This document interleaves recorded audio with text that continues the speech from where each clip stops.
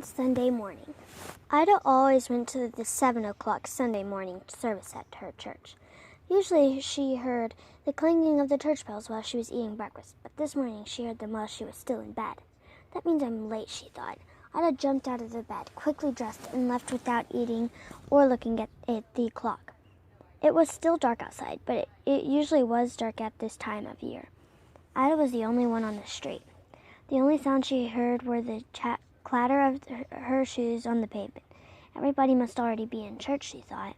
Ida took a shortcut through the cemetery. Then she quietly slipped into the church and found a seat. The service had already begun. When she caught her breath, Ida looked around. The church was filled with people she had never seen before, but the woman next to her did look familiar. Ida smiled at her. "It's Josephine Kerr," she thought.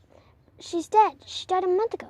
Suddenly, Ida felt uneasy. She looked around again, and her eyes began to adjust to the dim light. Ida saw some skeletons in suits and dresses. "This is the service of the dead," Ida thought. "Everybody here is dead, except me." Ida noticed that some of them were staring at her. They looked angry, as if she had no business there. Josephine Kerr leaned towards her and whispered, "Leave right after the benediction, if you care for your life." When the service came to an end, the minister gave his blessing. "The Lord bless you and keep you," he said. "The Lord make his face to shine upon you."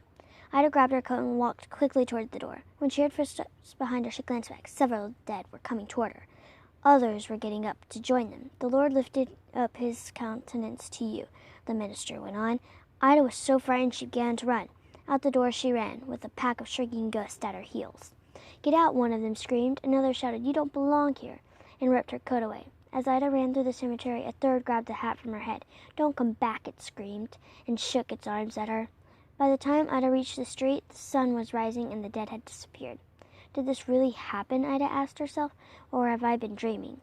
That afternoon, one of Ida's friends brought over her coat and hat, or what was left of them. They had been found in the cemetery, torn to shreds.